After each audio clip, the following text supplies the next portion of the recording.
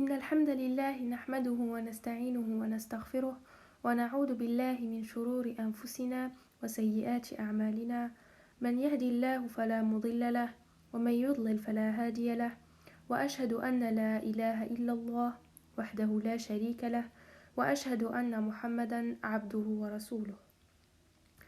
Assalamu alaikum wa rahmatullahi ta'ala wa barakatuh. Mes chers frères et sœurs, que la paix de Dieu, sa miséricorde et ses bénédictions soient avec vous. Soyez les bienvenus dans un nouvel épisode avec le paradis de l'islam. Dans l'épisode précédent, nous avons commencé la première partie de l'histoire du prophète Nuh alayhi salam. Et aujourd'hui, Inch'Allah, nous allons continuer cette incroyable histoire. Nuh alayhi salam est resté faire de la prédication parmi son peuple pendant 950 ans. Il leur a ordonné d'adorer Dieu le Très-Haut et de ne pas adorer les statues. Est-ce qu'il faisait la prédication une fois par semaine ou 1 heure par jour? Non. 950 ans. 950 ans de prédication sans arrêt, jour et nuit. قال رب إني دعوت قومي ليلا ونهارا فلم يزدهم دعائي إلا فرارا. À chaque fois que je les appelle, ils fuient. Pire encore, ils mettaient leurs doigts dans leurs oreilles. Imaginez un homme, tu viens vers lui pour lui demander d'adorer Dieu, et il ferme ses oreilles avec ses doigts. Et ils mettaient aussi même leurs habits sur leur visage, pour ne pas voir le visage de Nuh alayhi salam. وَإِنِّي كُلَّمَا دَعَوْتُهُمْ لِتَغْفِرَ لَهُمْ جَعَلُوا أَصَابِعَهُمْ في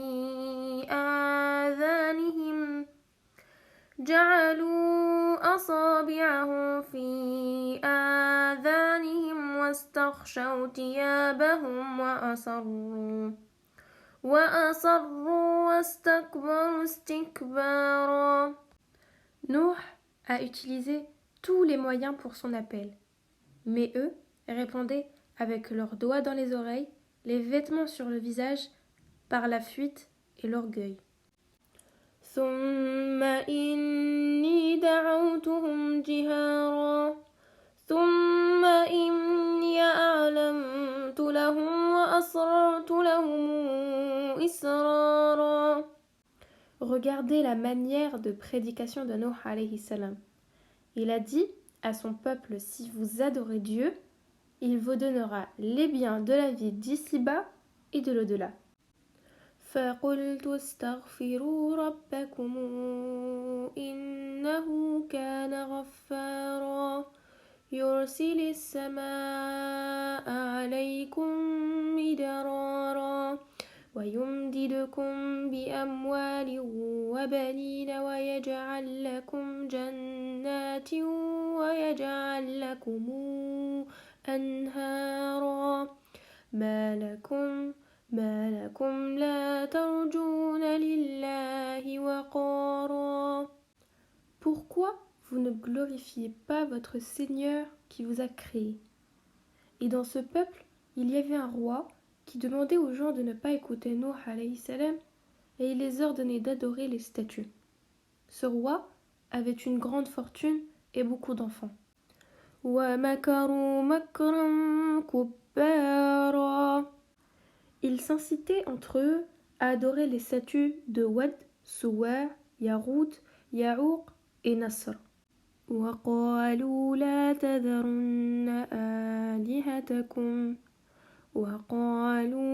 تَذَرُنَّ آلِهَتَكُمْ وَلَا تَذَرُنَّ وُدًّا وَلَا سُوَاعًا وَلَا يَغُوثَ وَيَعُوقَ وَنَسْرًا.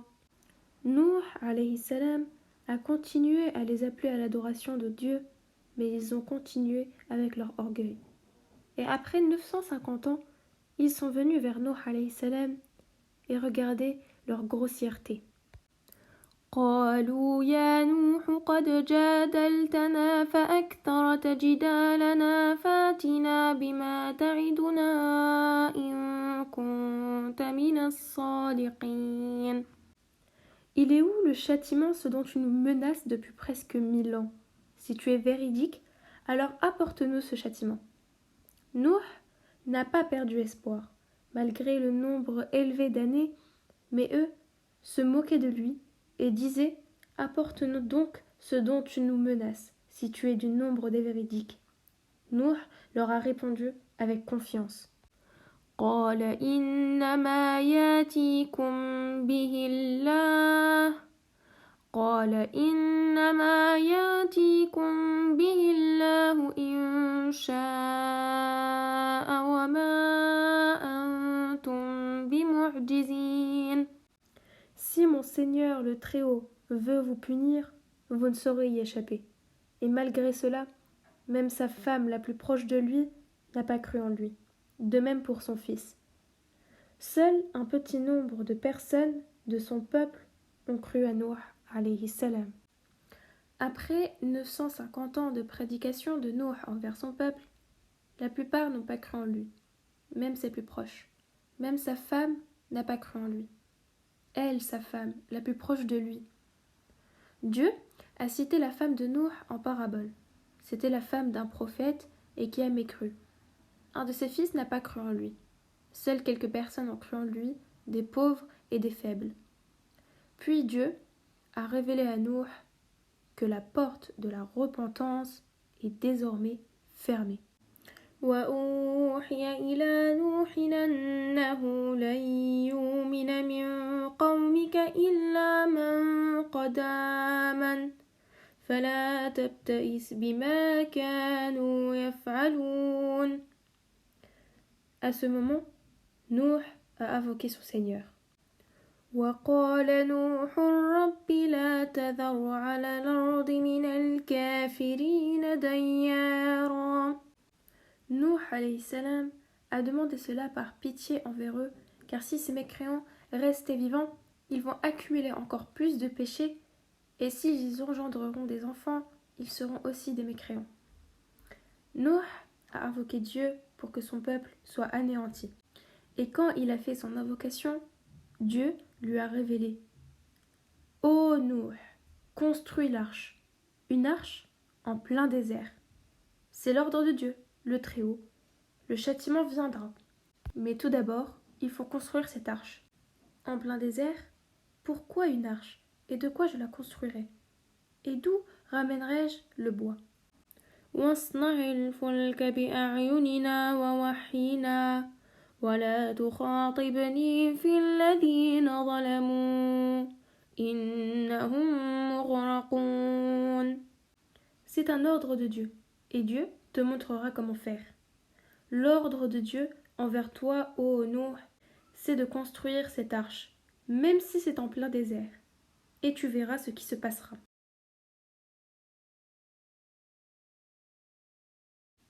Est-ce que Nuh va construire un arche en plein désert? Et comment va-t-il la construire, malgré qu'il n'y a pas d'arbre? Qui va lui apprendre comment la construire? Et qu'est-ce qu'il fera après l'avoir construite? Est-ce que vous croyez que son peuple va le laisser construire cette arche, alors qu'il est en plein désert? C'est mystérieux. Après la prédication, vu que personne ne croira de plus, Nuh a commencé à construire l'arche. Qu'est-ce que dira son peuple? Et qu'est-ce qui se passera avec son fils le mécréant? Qu'est-ce qui arrivera au peuple de Nuh? Comment le châtiment du Seigneur le Très-Haut les touchera? Nous saurons tout cela dans le prochain épisode, Inch'Allah, si Dieu le veut. En attendant, je vous laisse à Dieu le Très-Haut, et que la paix et la miséricorde d'Allah et ses bénédictions soient avec vous.